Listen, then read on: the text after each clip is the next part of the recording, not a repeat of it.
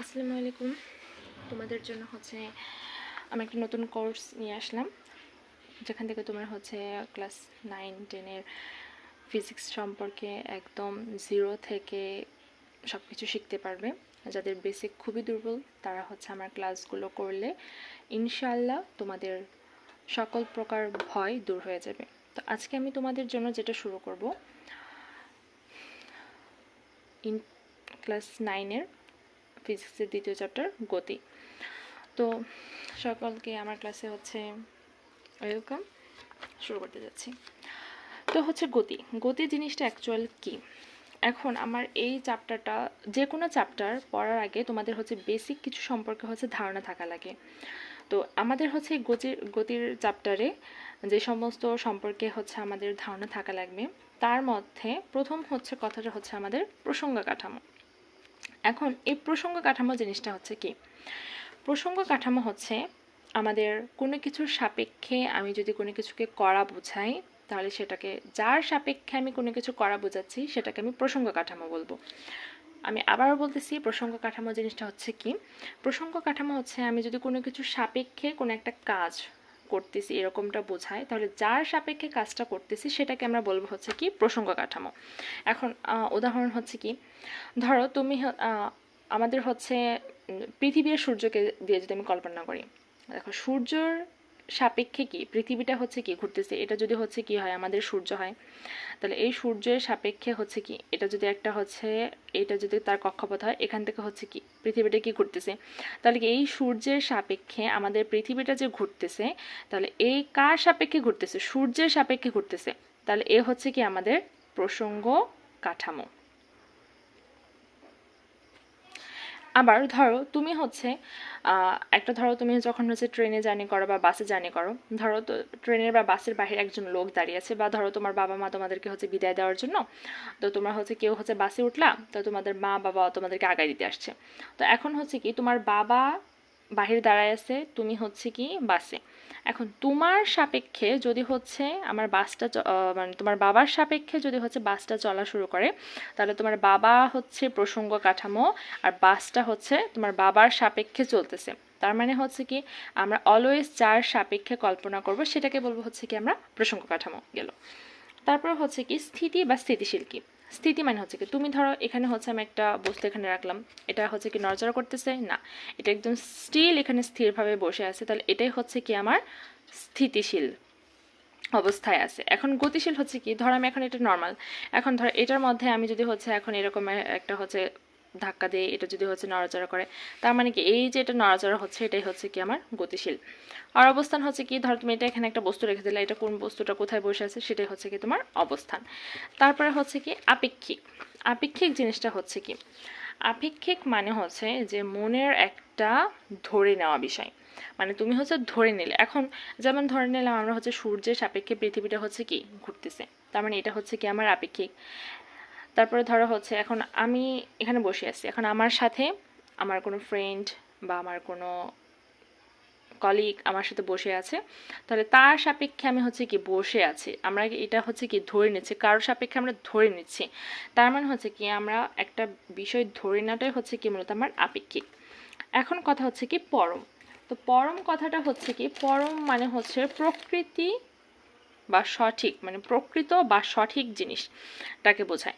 ধরো আমরা যদি বলি যে আমরা আমরা এখন পৃথিবীতে বসে আছি, আমরা কি অ্যাকচুয়ালি কি স্থির, আমাদেরকে দেখে মনে হচ্ছে আমরা স্থির, কিন্তু অ্যাকচুয়ালি কি আমরা স্থির না, কখনোই না, আমরা অ্যাকচুয়ালি স্থির না, আমরা সবসময় কি কারোর সাপেক্ষে আমরা অলওয়েজ কি ঘূর্ণায়মান অবস্থায় আছি, তার মানে কি প্রকৃত বা সঠিক। এখন তোমরা আমাকে বলতে পারো, আমার আরেকটা কথা, যে আমাদের এই মহাবিশ্বে কোনো কিছুই প্রকৃত বা পরম না, কারণ আমরা আমরা কারো না কারোর সাপেক্ষে অলওয়েজ মুভ করতেছি, কারো না কারোর সাপেক্ষে আমরা স্থির, যেমন পৃথিবীর সাপেক্ষে আমরা স্থির, তার মানে কি যদি কারোর সাপেক্ষে আমরা যদি অলওয়েজ মুভ করি, তাহলে আমাদের সেটা কি আপেক্ষিক, তার মানে কি প্রকৃত বা সঠিক কোনো কিছুই আমরা এই পৃথিবীতে বা মহাবিশ্বে কোথাও পাবো না, তো কোনো কিছুই আমাদের এই মহাবিশ্বে পরম নয়। এই যে এখানে এই কথাটা বলে দিছে। দেখো প্রসঙ্গ কাঠামো হচ্ছে কি, আপেক্ষিক হলে স্থিতি বা গতিও হচ্ছে কি আপেক্ষিক হবে। যদি প্রসঙ্গ কাঠামো যার সাপেক্ষে আমরা কোনো কিছুকে মাপতেছি সেই কাঠামোটাই যদি আপেক্ষিক হয়ে থাকে, তাহলে আমাদের যদি এখন আমি যদি কোনো বস্তুর স্থিতিশীলতা মাপতে চাই বা গতিশীলতা মাপতে চাই, তাহলে সেটাও হচ্ছে কি আমার আপেক্ষিক হবে। আবার এখানে হচ্ছে কি, যদি প্রসঙ্গ কাঠামো পরম হয়, যদি আমরা যেই কোনো কিছুর সাপেক্ষে আমরা যে কোনো কিছু মাপতেছি সেটাই যদি পরম হয়ে যায়, তাহলে আমরা যদি স্থিতিশীলতা মাপি বা গতিশীলতা মাপি, তাহলে সেটাও হচ্ছে কি আমার পরম হবে। এখন হচ্ছে কি যে মহাবিশ্বের সকল প্রসঙ্গ কাঠামো হচ্ছে কি আপেক্ষিক। আমি তোমাদেরকে আগেই বলছি আপেক্ষিক জিনিসটা হচ্ছে কি কোনো কিছুর সাপেক্ষে কোনো কিছুকে মাপা, সেটাই হচ্ছে আমার হচ্ছে কি কোনো কিছুকে ধরে নেওয়া হচ্ছে কি আমার আপেক্ষিক। যেমন আমরা এখানে ধরে নিছি সূর্যের সাপেক্ষে আমরা গতিশীল, তার মানে কি একজনের হচ্ছে কি এটা হচ্ছে কি আমরা ধরে নিছি সূর্যের সাপেক্ষে আমরা গতিশীল। এখন আমরা এটা বলতে পারতাম যে আমাদের সাপেক্ষে হচ্ছে কি সূর্য স্থিতিশীল। তার মানে কি এই যে আমরা ধরে নিচ্ছি, যা কোনো কিছু সাপেক্ষে আমরা কোনো কিছু ধরে নিচ্ছি, সেটাই হচ্ছে কি আমাদের আপেক্ষিক। মহাবিশ্বের সকল প্রসঙ্গ কাঠামো হচ্ছে কি আমার আপেক্ষিক অ্যাকচুয়াল, কারণ দেখো আমরা হচ্ছে কোনটা সাপেক্ষে কোনটা ধরে নিচ্ছি, আমাদের ইচ্ছা মতো আমরা ধরে নিচ্ছি, তার মানে সেটা হচ্ছে কি আমাদের আপেক্ষিক। তারপর হচ্ছে গতি বা স্থিতিশীলতা আপেক্ষিক, যে আমরা গতিশীল কোন একটা বস্তু সাপেক্ষে আমরা গতিশীল, আমরা স্থিতিশীল কোন একটা বস্তু সাপেক্ষে আমরা স্থিতিশীল। আর আমরা তো আগে বলছি যে কোনো বস্তু মহাবিশ্বের সকল প্রসঙ্গ কাঠামো পরম হবে না, অর্থাৎ স্থির হবে না বা সঠিক মান আমরা পাবো না।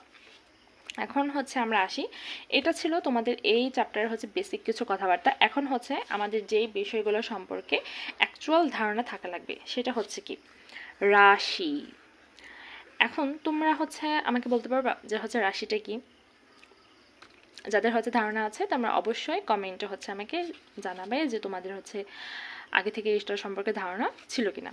আচ্ছা, এই মহাবিশ্বে যা পরিমাপ করা যায় তাই হচ্ছে কি আমাদের রাশি। যা পরিমাপ করা যায় তাই হচ্ছে কি আমাদের রাশি। এখন আমাদের এই মহাবিশ্বে আমরা হচ্ছে কি কোনো একটা বস্তুর ভর মাপতেছি, কোনো একটা বস্তু কতটুকু লম্বাই বড় সেটা মাপতেছি, দৈর্ঘ্য মাপতেছি। তারপর হচ্ছে আমরা ধরো দোকান থেকে আলু কিনতে আসলাম, তাহলে আমাকে আলু কতটুকু পরিমাণ দিল, 1 কেজি 2 কেজি, সেটা আমরা পরিমাপ করতেছি, মানে অ্যাকচুয়ালি যা পরিমাপ করতেছি তাই রাশি। যেমন ধর মন খারাপ, আমরা কি মন খারাপ পরিমাপ করতে পারবো না, তার মানে সেটা আমাদের কি রাশি না। আমাদের কান্না পাচ্ছে, আমরা কতটুকু কান্না করতেছি, 1 কেজি 2 কেজি 3 কেজি, এগুলিকে আমরা পরিমাপ করতে পারবো না, তার মানে এগুলো হচ্ছে কি আমাদের রাশি না। এখন আমাদের দৈনন্দিন জীবনে বা অ্যাকচুয়াল এই চ্যাপ্টারটাতে আমাদের যে সমস্ত রাশিগুলো লাগবে সেগুলো সম্পর্কে তোমাদের একটু ধারণা দিচ্ছি। প্রথমে হচ্ছে কি আমাদের দূরত্ব প্রকাশক। যদি আমার কোথাও বলে যে দূরত্ব, এখন তুমি তো হচ্ছে সব জায়গায় হচ্ছে দূরত্ব বাংলায় লিখতে পারবে না, তো এই জায়গায় হচ্ছে আমাদের কিছু সাংকেতিক চিহ্ন ইউজ করতে হবে। তো দূরত্বকে প্রকাশ করে হচ্ছে ডি দিয়ে। এখন দূরত্ব আমি যদি বলি যে দূরত্বের একক কি, আমরা জানি অবভিয়াসলি আমরা জানি হচ্ছে কি মিটার। এখন তোমাদের হচ্ছে এক্সট্রা করে আরেকটা জিনিস মনে রাখা লাগবে এই চ্যাপ্টারটাতে নতুন মাত্রা, যে দূরত্বের একক হচ্ছে মিটার, আর দূরত্বের ইংলিশ হচ্ছে কি লেন্থ। ওই লেন্থ থেকে আসছে হচ্ছে আমাদের মাত্রা। এখন এই মাত্রা জিনিসটা কি আমি এটা পরে আলোচনা করব, এটা হচ্ছে আপাতত তোমরা একটু মাথায় রাখো। তারপর হচ্ছে কি স্মরণ আর দূরত্ব দুইটা একটু আলাদা জিনিস, কিন্তু দুইটাই হচ্ছে আমাদের কোনো কিছুর দৈর্ঘ্য পরিমাপ করে। দূরত্বকেও হচ্ছে কি দূরত্বকে ডি দ্বারা প্রকাশ করে, স্মরণকে হচ্ছে কি এস দ্বারা প্রকাশ করে।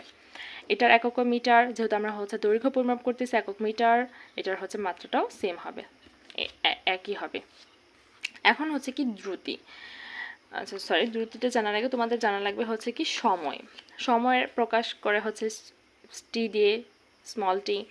প্রকাশক হচ্ছে এটার একক হচ্ছে কি সময়ের একক কি আমরা একক হচ্ছে কি সেকেন্ড, এটার মাত্রা টাইম থেকে আসছে টি। তোমরা হচ্ছে মাত্রাটি একটু মুখস্থ করো, আমি তারপর হচ্ছে বোঝাবো। তারপরে ভরের প্রকাশক হচ্ছে ভরকে এম দ্বারা প্রকাশ করে, এটার একক হচ্ছে কেজি, আর এটার মাত্রাকে বলা হয় ক্যাপিটাল এম। ভরের ইংলিশ হচ্ছে মাস, এই মাস থেকে হচ্ছে আমাদের আসছে ক্যাপিটাল এম। এখন হচ্ছে আমি দ্রুতের সমান এটা তোমাদেরকে পরে দেখাবো। এখন হচ্ছে আমরা নেক্সট চ্যাপ্টারে নেক্সট পেজটাতে চলে যাই। আচ্ছা, এখানে তোমাদের কিছু বেসিক ধারণা হচ্ছে দিতে চাই, যেটা হচ্ছে তোমাদের এই অধ্যায়টাতে ম্যাথ করার জন্য লাগবে। তোমরা হচ্ছে অনেক জায়গায় দেখে থাকবে যে হচ্ছে আমাদের ধর আমরা যদি নর্মাল লিখি এ ইনভার্স 1, এটা মানে কি বোঝায়? এইটা মানে বোঝায় 1/a, কারণ আমরা জানি এর উপরে মনে মনে একটা হচ্ছে কি আছে 1 আছে। যখন হচ্ছে আমি 1টা যখন উপরে চলে যায়, তো এইটা যখন উপরে চলে যায় তখন লিখি আমার a ইনভার্স 1, এভাবে লিখি। এখন তোমার হচ্ছে যদি কোথাও লেখা থাকে tan ইনভার্স 3, এটা মানে হচ্ছে কি আমাদের উপরে হচ্ছে 1, নিচে হচ্ছে আমার কি tan কিউব, এটা দ্বারা এটা বোঝায়। এখন এই tan কিউব মানে হচ্ছে কি আমরা যদি লিখি যে হচ্ছে 1000, তাহলে 1 লিখে 1000-এর পর কয়টা শূন্য? 3টা শূন্য, তাহলে শূন্যের উপর 3। 1 লিখে কয়টা শূন্য? 4টা শূন্য, তাহলে 10⁴। এই 1000টাকে আমরা সংক্ষেপে লিখি সাইন্টিফিক এককে tan কিউব, এরকম 4টা শূন্য থাকলে 10⁴ কিউব। তোমাদের হচ্ছে একটা টাস্ক থাকবে, যদি আমার হচ্ছে 1 লিখে থাকতো তাহলে এখানে কি হতো, এটার আনসারটা তোমরা হচ্ছে কমেন্টে জানাবে যে এটা সমান আমরা সাইন্টিফিকে কি লিখতে পারি। ওকে, এখন আসো আমাদের হচ্ছে এটাতে দেখো আমার এখানে আছে কি tan ইনভার্স 3, তাহলে এটা ইনভার্স আছে। এখন আমার যদি নিচে হচ্ছে কি আছে ধরো 1/tan ইনভার্স 3, এখানে আমরা কি করলাম a to the power inverse 1, a ছিল 1 ছিল পরে a টু দি পাওয়ার 1 লিখলাম। এখন আমি যদি সেম কাজটা এখানে করি, এটাকে যদি আমি উপরে নিতে চাই, তাহলে উপরে নিতে চাইলে আমাদের হচ্ছে কি tan সূত্রের মাইনাস আর এটার উপরে পাওয়ার আছে -3, তাহলে এটাকে আমি লিখতে পারবো কি tan কিউব। এখানে এটা এই ঘটনাটা এখানেও ঘটছে যে 1/tan ইনভার্স 3, এটাকে যদি আমি উপরে নেই সূত্রের হচ্ছে মাইনাস আছে প্লাস, এটা হচ্ছে 1 × 10⁻3। এখন আমরা যদি কোনো কিছুর একক পড়ি মিটার পার সেকেন্ড, এটাকে বলা হয় পার সেকেন্ড বা ms ইনভার্স 1, এটাকে কি বলে ms ইনভার্স 1 অথবা হচ্ছে মিটার পার সেকেন্ড। উচ্চারণটা তোমরা একটু খেয়াল রেখো। এখন এই m সাথে এটা বোঝাচ্ছে mটা হচ্ছে গুণাকার আছে তাই mটা উপরে, s ইনভার্স 1 মানে এটা হচ্ছে নিচে, এর একক হবে কি 1, তাহলে ms ইনভার্স মানে m/s। সেম এখানে mটা s ইনভার্স 2 এর সাথে গুণাকার আছে তাহলে mটা যাবে উপরে, s ইনভার্স 2 এটা দ্বারা বোঝাবে এটা হচ্ছে তোমার ভাগাকার আছে, তার মানে এটা পাওয়ার সহ নিচে চলে আসলে হবে s টু দি পাওয়ার 2। এখন এটা মাত্রাটা তোমাদেরকে আমি একটু পরেই দেখাবো। এটা এখন এই চ্যাপ্টার যেটা হচ্ছে সবচেয়ে বেশি গুরুত্বপূর্ণ সেটা হচ্ছে কি আমার দূরত্ব এবং হচ্ছে কি আমার সরণ। দূরত্ব জিনিসটা হচ্ছে কি কোন একটা বস্তুর অবস্থানের পরিবর্তনকে আমরা বলবো হচ্ছে কি দূরত্ব। ধরো তুমি এখানে হচ্ছে একটা, এটা এখানে দেখা যায়, ধরো এখানে হচ্ছে এটা একটু পরে, আচ্ছা এখানেই দেখাই। দেখো দূরত্ব হচ্ছে কি, ধরো তুমি এখান থেকে যাত্রা শুরু করে, ধরো তুমি বাসা থেকে যাত্রা শুরু করে তোমার স্কুল এখানে, এদিক দিয়ে এই মোড় টোড় হেঁটে এখানে তোমার হচ্ছে স্কুল, তোমার এত মোড় টোড় ঘুরে স্কুলে যাওয়া লাগতেছে, তার মানে তোমার দূরত্ব হচ্ছে অবস্থানের পরিবর্তন। তাহলে এখান থেকে তুমি এখানে গেলে, এইখান থেকে এই রাস্তায় যাওয়ার জন্য, এই পয়েন্ট তোমার স্কুল থেকে তোমার বাসায় যাওয়ার জন্য তুমি যতটুকু পথ বা তোমার অবস্থানের পরিবর্তন করছো সেটাই হচ্ছে অ্যাকচুয়াল তোমার দূরত্ব, তোমার অবস্থানের পরিবর্তন। আর সরণ জিনিসটা হচ্ছে কি, সরণটাকে বোঝায় যে নির্দিষ্ট দিকে বস্তুর অবস্থানের পরিবর্তনকে সরণ বলে। কি নির্দিষ্ট দিকে বস্তুর অবস্থানের পরিবর্তনকে কি বলা হয়? সরণ। সরণটা হচ্ছে কি যে আদি অবস্থান এবং শেষ অবস্থানের মধ্যবর্তী দূরত্বকে সরণ বলে। কি বললাম?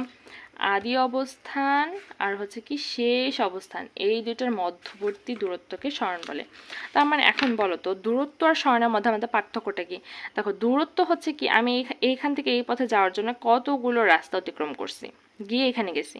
এখন আমাকে যদি বলে যে সরণ কত, তাহলে হবে ডিরেক্ট এই পয়েন্ট থেকে এই পয়েন্টের পজিশন, আদি অবস্থান আর এটা শেষ অবস্থান, তাহলে এদের মধ্যবর্তী দূরত্ব, একটা স্ট্রেট লাইন বরাবর যে দূরত্ব সেটাই হচ্ছে আমার সরণ। তো সরণকে আমরা প্রথমে কি বললাম? এস দ্বারা প্রকাশ করছি, দূরত্বকে আমরা ডি দ্বারা প্রকাশ করছি। এটা এখন ধরো আমি এখানে একটা ত্রিভুজ অঙ্কন করছি, ধরো আমি এই পয়েন্ট থেকে প্রথমে বি পয়েন্টে গেলাম, বি পয়েন্ট থেকে আমি সি পয়েন্টে গেলাম। এটা হচ্ছে আগেই তোমাদের হচ্ছে ধারণা দেখা দরকার, তা ধর এটা নেই। তাহলে এখন বললো যে আমি এ থেকে সি পয়েন্টে একবার বিতে গিয়েছি, বি থেকে আবার সিতে গেছি, তাহলে এ থেকে আমার আদি অবস্থান এ, শেষ অবস্থান সি, তাহলে আমার টোটাল দূরত্ব কত? দূরত্ব হচ্ছে কি আমি যতটুকু রাস্তা হেঁটে হেঁটে গেছি ততটুকু রাস্তা হচ্ছে আমার দূরত্ব। তাহলে এই দিক দিয়ে গেছে 4, তাহলে দূরত্ব হবে 4 প্লাসের হচ্ছে 3, তাহলে এটা হচ্ছে আমার দূরত্ব। আর সরণটা হচ্ছে কি, যে হচ্ছে কি আমাদের যদি হচ্ছে আদি অবস্থান এবং শেষ অবস্থানের মধ্যবর্তী দূরত্বকে সরণ বলে। তাহলে আমি আদি অবস্থান এখান থেকে, এটা হচ্ছে শেষ অবস্থান, তাহলে এই দিক বরাবর মাঝখান বরাবর যদি আমি একটা স্ট্রেট লাইন অঙ্কন করি, তাহলে এইটুকু দূরত্বই হচ্ছে কি আমার সরণ। এখন এই সরণটা আমি কীভাবে, এটা একটা হচ্ছে কি পিথাগোরাসের সূত্র, একটা সমকোণী ত্রিভুজ, এখানে পিথাগোরাসের সূত্র অ্যাপ্লাই করবো। আমরা জানি সমকোণী পিথাগোরাসের সূত্র হচ্ছে কি অতিভুজ স্কয়ার প্লাস লম্ব ইজ ইকুয়াল টু লম্ব স্কয়ার প্লাস ভূমি স্কয়ার। তাহলে এটা হচ্ছে কি সমকোণী বিপরীত কোণ বাহুকে বলা হয় অতিভুজ, তাহলে অতিভুজ স্কয়ার লম্ব স্কয়ার প্লাস ভূমি স্কয়ার। তাহলে এখন 4 + 3 স্কয়ার, তাহলে এসি স্কয়ার, এসিটা হচ্ছে কি এখানকার আমার অতিভুজ, তাহলে এসি। তাহলে আমাদের এখন হচ্ছে কি সরণটা হচ্ছে কি এই বিন্দু থেকে সি বিন্দুর মধ্যবর্তী দূরত্ব, তাহলে কত পেলাম 5। তাহলে এইটাই হচ্ছে কি আমার সরণ। Is it clear? 5 মিটার। এখন ধরো এইখানটাতে, ধরো তুমি এই পয়েন্টে যাত্রা শুরু করছো, এখন তুমি আঁকা বাঁকা এখান থেকে বিতে গেলা, বি থেকে সিতে গেলা, সি থেকে ডিতে গেলা, ডি থেকে এটা তোমার হচ্ছে লাস্ট গন্তব্য।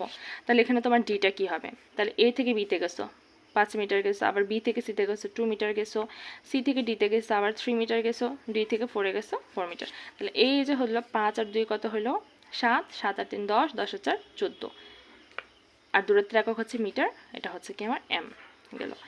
এখন আমাকে বের করতে বলছে সরণ, সরণকে আমরা এস দ্বারা প্রকাশ করি।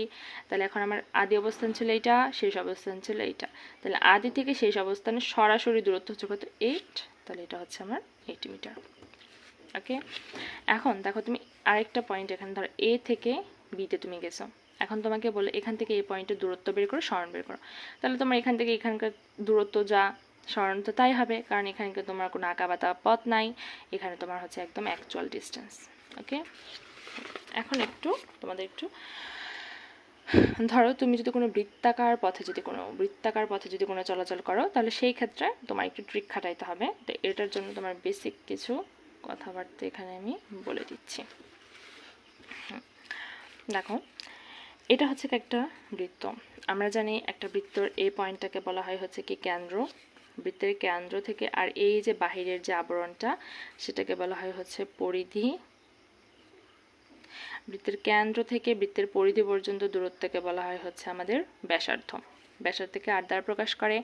আর বৃত্তের কেন্দ্র দিয়ে যে কোনো যেটা অতিক্রম করে, এখন দেখো একটা পরিধি থেকে আরেকটা পরিধি পর্যন্ত যে দূরত্ব যে বৃত্তের কেন্দ্র দিয়ে যায়, সেটাই হচ্ছে আমার মূলত ব্যাস। এখন এটা যদি হয় টোটালটা হয়, তাহলে এই রেখাটা তো কেন্দ্র দিয়ে গেছে, তাহলে এটা হলো ব্যাস, তাহলে ব্যাসের অর্ধেক আমরা 2 দ্বারা ভাগ করে দিলে যেটা পাবো সেটা হচ্ছে ব্যাসার্ধ, তাহলে এইটুকু হচ্ছে ব্যাসার্ধ। এখন আমাদের হচ্ছে একটা বস্তুর, যদি আমি বলি একটা বৃত্তাকার পথে আমি ঘুরে আসলাম একবার, তার মানে কি আমি ধর এখান থেকে যাত্রা শুরু করে একবার ঘুরে আবার এই পয়েন্টে আসলাম, তাহলে একবার ঘুরছি বৃত্তাকার পথ দিয়ে।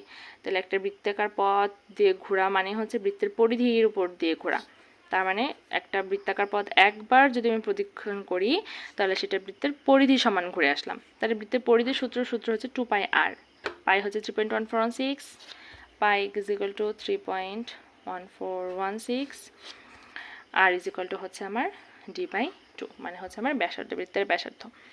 এখন এখানে কথা হচ্ছে যে আমার এখানে যদি আমি একবার পূর্ণ ঘুরি, তাহলে বৃত্তের ব্যাসার্ধ কত আর হচ্ছে কত বৃত্তের আমার দূরত্ব কত আর সরণ কত। ধর এখন যদি আমি এখান থেকে যাত্রা শুরু করে আবার এই পয়েন্টে আসি, তাহলে আমার এখানে দূরত্ব হবে কি, বৃত্তের পরিধি সমান একবার ঘুরে আসলে যেই দূরত্ব অতিক্রম করে সেটা হচ্ছে কি আমার দূরত্ব, আর ব্যাস হচ্ছে বারবার ভুল করতেছি, আর সরণ হচ্ছে কি, দেখো আমি এই পয়েন্টে যাত্রা শুরু করে আবার এই পয়েন্টে আসলাম, তাহলে আমার কি অবস্থান, সে আদি অবস্থান আর শেষ অবস্থান কি একই পয়েন্টে, তাহলে আদি অবস্থান থেকে শেষ অবস্থান বিয়োগ করলে কি হবে 0, তাহলে পূর্ণ পাকের জন্য আমার সরণ হবে 0, আর পূর্ণ পাকের জন্য দূরত্ব হবে 2πr, বৃত্তের পরিধির সমান।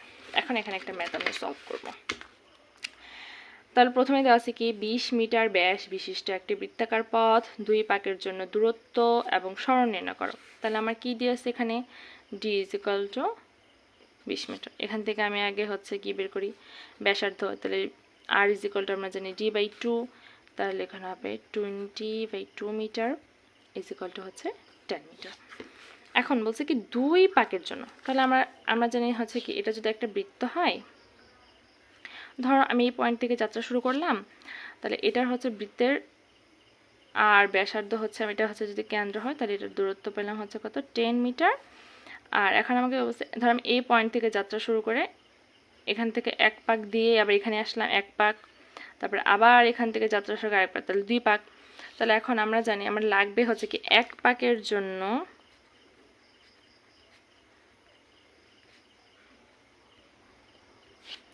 ডি ইজ ইকুয়াল টু, আমরা আগেই কি বললাম, এক পাকের জন্য হচ্ছে 2 পাই আর। তাহলে 2 পাকের জন্য দূরত্ব হচ্ছে 2 ইন্টু 2 পাই আর। তাহলে 2 ইন্টু 2 ইন্টু 3.1416 ইন্টু আর হচ্ছে কত আমার 10। তাহলে এটা হচ্ছে একটু ক্যালকুলেশন করে নিও তোমরা, এখান থেকে যেটা আসবে সেটাই হচ্ছে আমার দূরত্ব। এখন সরণ হচ্ছে কি,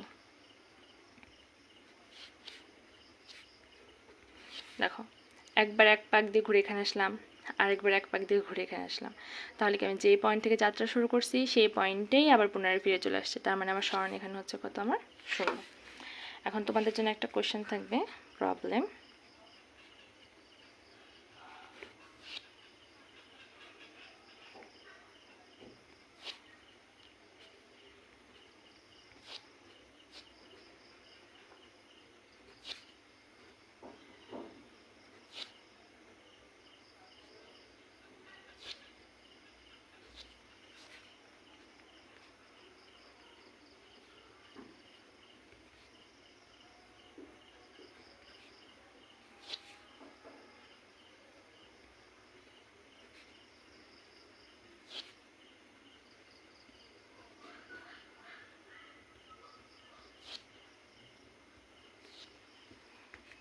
আশা করি তোমরা আমার পুরো লেকচারটা খুব ভালোভাবে বুঝতে পেরেছো। যদি কোনো প্রবলেম থেকে থাকে তাহলে আমাকে অবশ্যই কমেন্টে জানাবে। আজকের জন্য এইটুকুই। আল্লাহ হাফিজ। সকলের জন্য দোয়া রইল।